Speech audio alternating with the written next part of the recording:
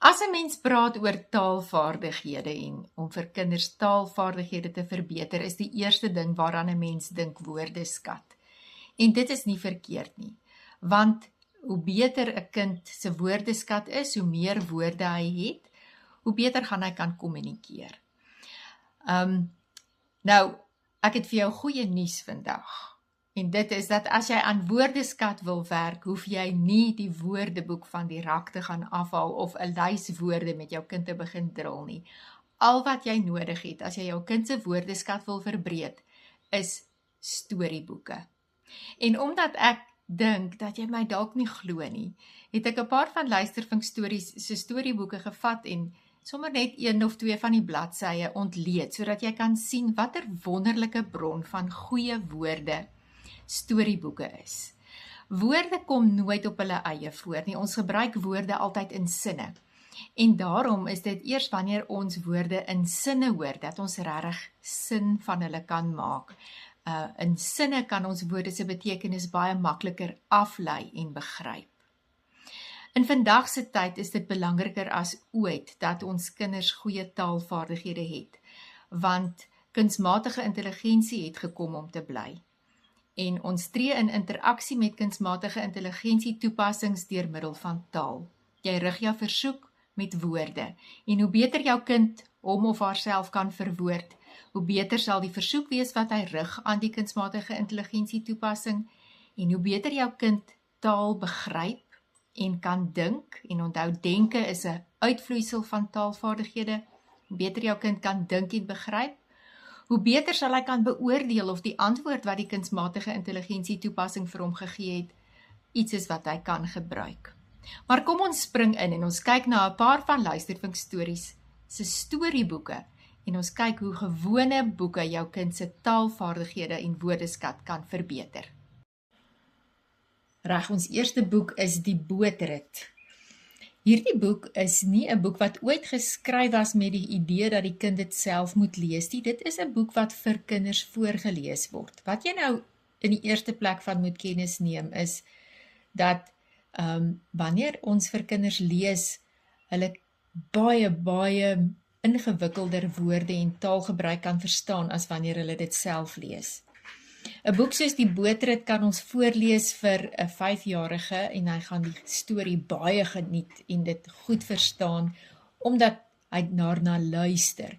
Maar wanneer hy dit self moet lees, gaan hy eers 8 of 9 jaar oud wees voor hy dit regtig self kan lees en dan gaan hy dalk nog 'n bietjie sukkel om dit te verstaan. Luister nou na die eerste paragraaf van Die Bootrit. Pragtige, wat ons noem, 'n sintuiglike taalgebruik. Die woorde is so gekies dat dit jou sintuie prikkel, sodat jy 'n prentjie kan vorm in jou verbeelding. Die môre is duinserig en goudblink. Die lug ruik na houtrook en reënklamblare. Die rivier kabbel en tintel in die sonlig.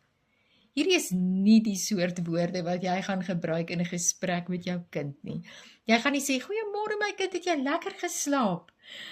Die lug ruik na houtrook en reënklamblare vanoggend." Ons praat nie so nie, maar in boeke gebruik ons sulke soort taal. Dit verryk jou kind se taal, dit gee vir hom meer woorde.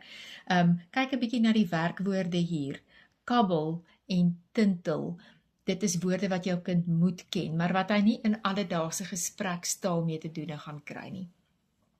As ons nou na die volgende paragraaf kyk, waar ek in oranje onderstreep het, Bill Briggs se boot, die Gypsy Queen, is vas aan die kaai. Nou, as 'n mens nie by die see woon nie, dan gaan jy dalk regtig nog nooit in jou lewe die woord kaai gehoor het nie. Maar dit is nou die wonderlike ding van geïllustreerde kinderboeke. En baie mense dink as daar prentjies by is dit nie goed genoeg nie. Die kind moet net luister. Nee, jou kind moet prentjies ook sien. Want kyk op hierdie prentjie, kan die kind nou leer wat beteken kaai. Terwyl hy luister na die woorde in die sin, sy boot is vas aan die kaai, daar kan ons die tou sien en ons kan nou begin 'n idee vorm van wat 'n kaai is. In die volgende sin, hy gaan in die rivier op vaar. Vaar is 'n woord wat jy hoor in vaartuig.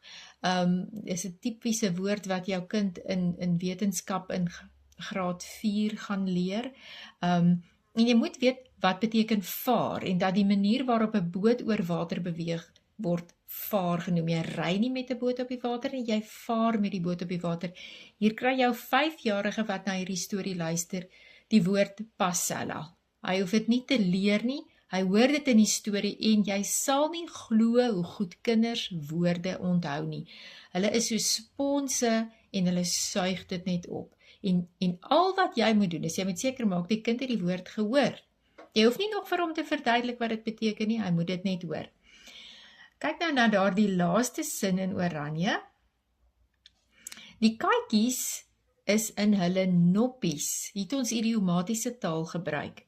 En die boek is so oulik geskryf, dat net in die volgende sin, hoor ons eintlik 'n verduideliking van wat dit beteken om in jou noppies te wees. Dis net wat hulle wil hê.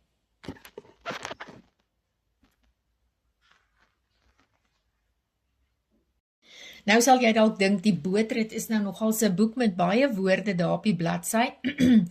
Ja, miskien sal my 5-jarige dit kan luister, maar jy's dalk 'n bietjie onseker. Die woorde klink vir jou 'n bietjie te ingewikkeld. Kom ek wys vir jou nou die paddas, of ek is 'n padda. Ek is 'n padda is 'n storie wat geskryf is vir regtig jong kindertjies. Kinders tussen 2 en 3 is gek oor hierdie boek. Luister nou 'n bietjie wat hier gedoen word met die sinne.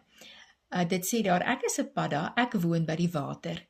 Met my lang tong vang ek vlee.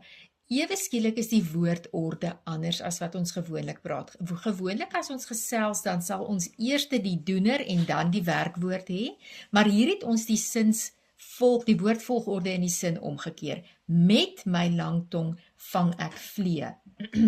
Op die volgende bladsy, in die water is my huisie waar ek woon. Wat ons ook het by ek is 'n padda, is voordat ek 'n padda was ek 'n paddavisie. Hier het ons die gebruik van 'n komplekse voegwoord. Eerlank groei my bene uit en val my stertjie af. Bietjie 'n oudtydse woord, maar is 'n goeie een om te leer ken. Goed, kom ons kyk nou 'n bietjie na die paddas. Dis nou toevallig dat ons nou alweer 'n padda boek hier het. In die middel van die reënboogdam is 'n klein eiland. Gladde klippe bedek sy strande. Weereens 'n omkering van woordvolgorde is 'n meer komplekse sin, baie belangrik dat jou kind sulke taalgebruik hoor. En die woord gladde is 'n woord wat kinders dikwels nie bemeester nie. Hulle sal praat van glyierig of slippery, maar nie van gladde nie. Kyk 'n bietjie verder. Gladde klippe bedek sy strande en tussenin groei varings en struike. Nou, die taal wat ons in boeke hoor, help ons baie keer om te klassifiseer en te kategoriseer en om woorde te sorteer. Hier het ons varings en struike. As ek vir jou kind gaan vra, gee vir my voorbeelde van plante, dan is die eerste goed waaraan hy gaan dink is bome, gras en blomme. Maar kyk wat se lekker woorde sit ons vir hom by sy kategorie of sy groep van plante, varings en struike. Goed, en weer eens, hy hoef dit maar net 1 of 2 keer te hoor, dan gaan hy dit onthou. Nog iets wat die taal van boeke anders maak, is dat die sinne baie keer baie langer is. Kyk nou in die boek Jessie die Gorilla, op sy eerste bladsy daar, het ons 'n sin van 24 woorde lank, en jy sal dit nie eintlik dink nie, dit lees so gemaklik. In 'n digte woud hoog in die berge slaap Jessie, 'n jong gorilla, in 'n nes van sagte sponsagtige mos en welige groenblare. Daar is hy net so. En as jou kind self lees en hierdie sin moet lees, gaan hy dit dalk nogals moeilik vind.